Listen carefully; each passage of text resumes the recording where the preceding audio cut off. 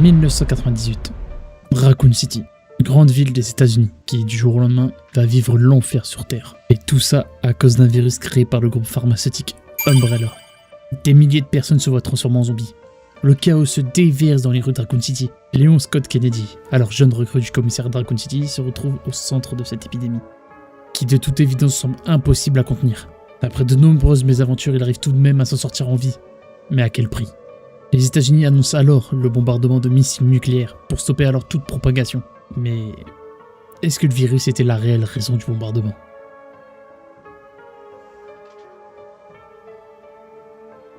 « 28 ans plus tard, Léon, bien décidé à mettre un terme à toute cette histoire, va alors se rendre une dernière fois dans cette ville maudite, encore marquée par le cauchemar qu'elle a subi.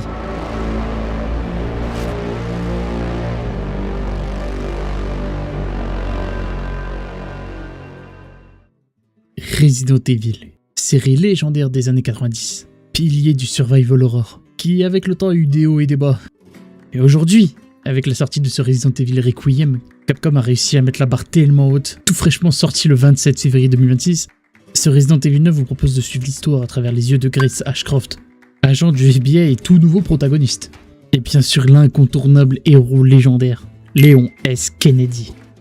Et chacun des protagonistes va mettre en valeur ce qu'il y a de mieux dans Resident Evil. Grace, elle, une partie plus axée sur l'horreur et la survie, comme les premiers jeux savaient si bien le faire, avec des phases vraiment angoissantes où le danger peut surgir de n'importe où chaque ennemi peut être une épreuve. Quant à Léon, lui, va se pencher plus sur l'action, avec de nouvelles armes comme la hache de combat, ou même la possibilité de ramasser quelques armes au sol pour les lancer sur les zombies. La différence se sent aussi au niveau des caractères des deux héros. Grace, elle, est vraiment beaucoup plus terrifiée. Dans sa façon de jouer, on va entendre de fortes respirations.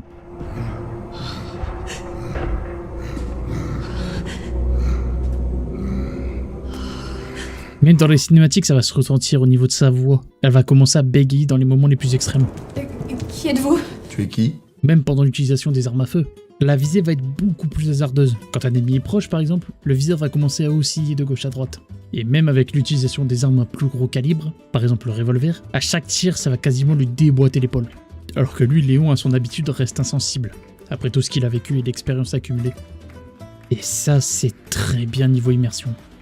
Et c'est normal, c'est tellement plus réaliste. C'est normal qu'un mec qui a passé sa vie à s'entraider va réussir à garder son sang-froid dans des situations pareilles. Alors que Grace, elle, de base, elle travaille dans un bureau. Elle a jamais vécu d'expérience comme ça.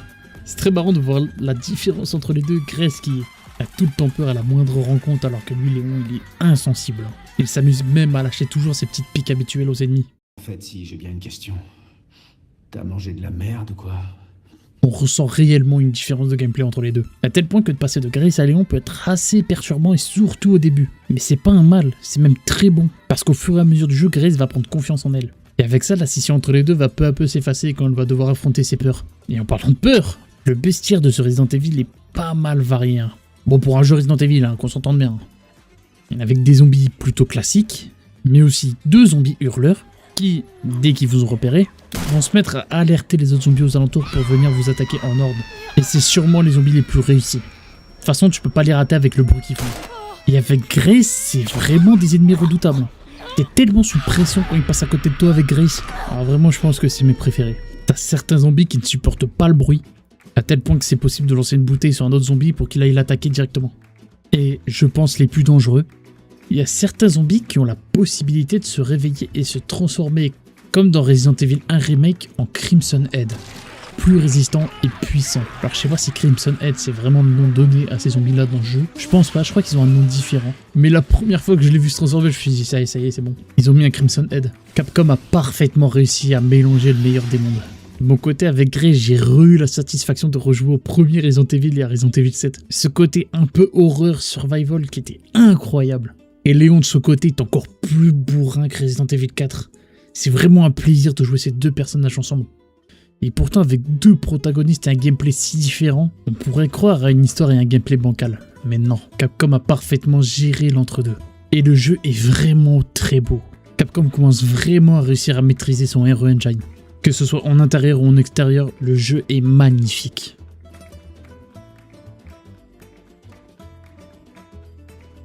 Mais bon, c'est marrant 2 secondes, mais on va arrêter la branlette sur Capcom, c'est bon, on a compris, ils sont forts, tout ça, voilà, bien.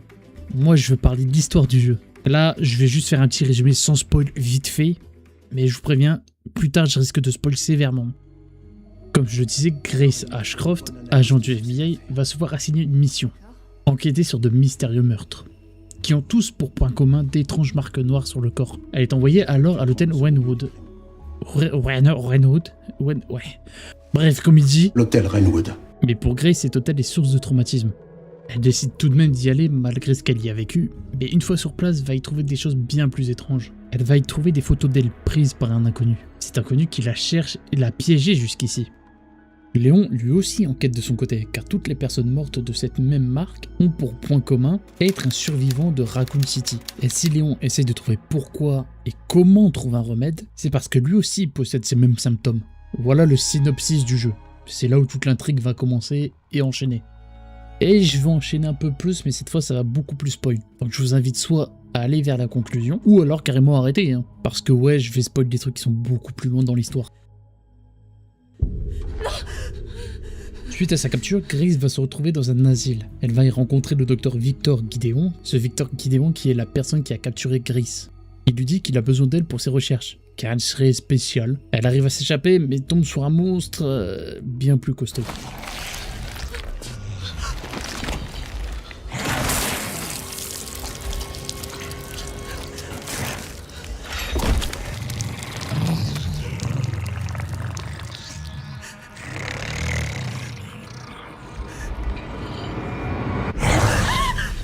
Un stalker. Les stalkers dans Resident Evil sont des entités souvent plus grandes et plus fortes que les autres. Par exemple, Mr. X dans Resident Evil 2 ou alors le Nemesis dans Resident Evil 3. Souvent invincibles et ont pour but d'ajouter une menace persistante dans la progression du joueur. Léon de son côté a reçu des informations sur le docteur Gideon de la part de Sherry, qui fait son grand retour dans ce Resident Evil. Il se rend sur les lieux, lui aussi il tombe sur un piège. Tous les patients de l'asile se font contaminer et attaquent toute personne. Léon se défend et finit par tomber sur Grace, qui se fait attraper par le stalker. Pour sauver Grace, il utilise l'arme spéciale de ce jeu, le Requiem, permettant à Grace de fuir l'asile. Je raconte tout ça pour arriver à un point de l'histoire qui, pour moi, est un point positif et négatif en même temps.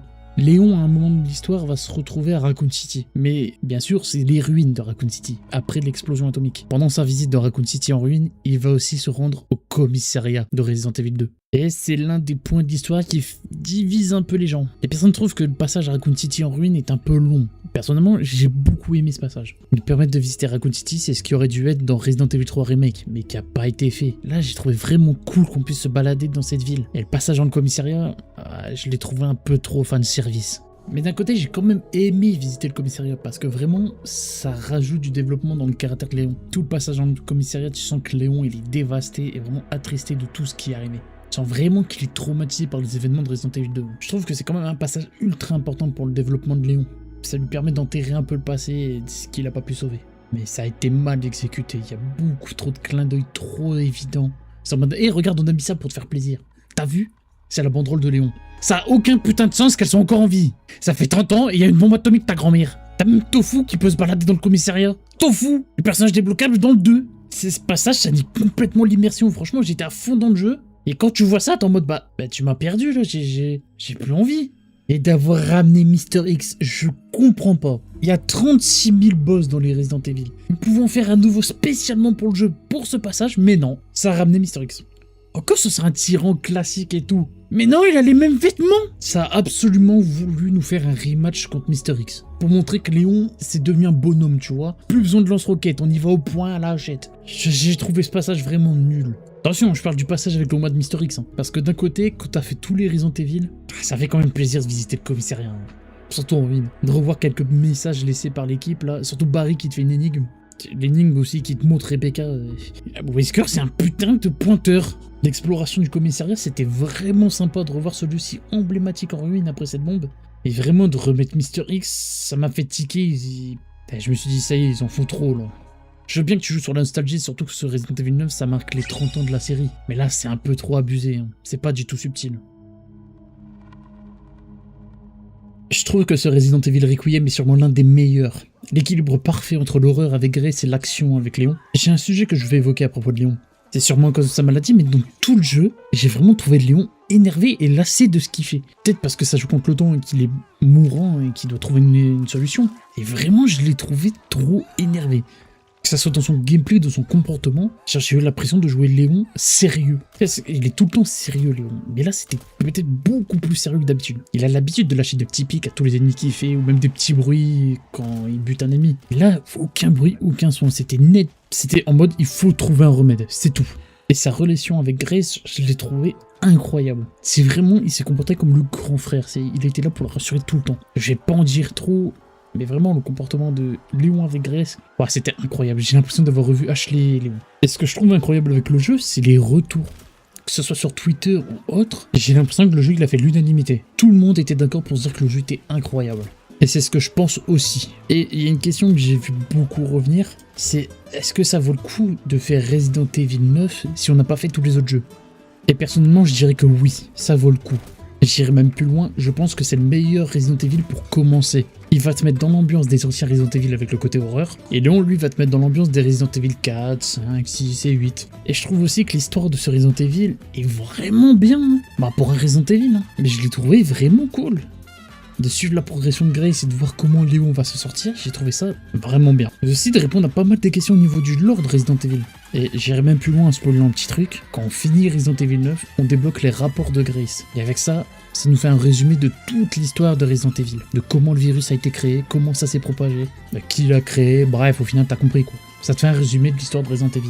Pour finir, est-ce que je recommande ce jeu? Oui. Mais alors un très grand oui.